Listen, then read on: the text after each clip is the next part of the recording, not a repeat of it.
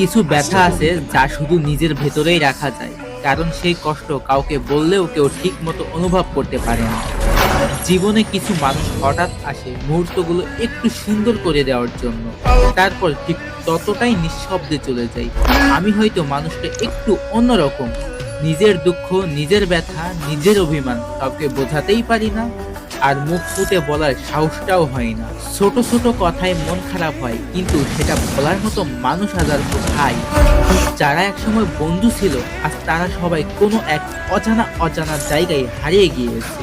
প্রয়োজনে তাদের পাশে পায় না, এমনকি তাদের ছায়াটাও থাকে না। স্বার্থের এই দুনিয়ায় অবহেলাই যেন সম্পর্কের নতুন নিয়ম।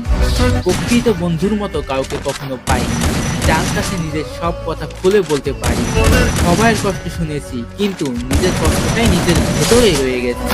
আমি যেরকম একজন মানুষ পেয়েছি, জীবনে ঠিক তার উল্টোটাই পেয়েছি। তবুও কারোর প্রতি অভিযোগ নেই, কারণ রাগ, জিদ, অভিমান সব সময় আমাকেই ভেঙে দিয়েছে, আমাকেই দূরে সরিয়ে রেখেছে। অনেক মানুষের ভিড়ে আমি কখনো ভিড় চাইনি, আমি শুধু একজন মানুষ চেয়েছিলাম, যাকে বন্ধুও বলা যায়, আবার ভালোবাসাও বলা যায় এমন লোক। কিন্তু দিন শেষে দেখলাম সেই মানুষটাকেও পেলাম না। যাদের একটু আপন ভেবেছি, তারা একদিন কষ্ট দিয়ে চলে গেছে। হয়তো তাদের কোনো দোষ নেই। অনেক মানুষের এই পৃথিবীতে আমি মানুষটাকে কি আর খুঁজে পাওয়া যায়? শেষমেশ শিখেছি, কিছু মানুষ শুধু স্মৃতিতে থাকে, আর কিছু ব্যথা একেবারেই নিজের।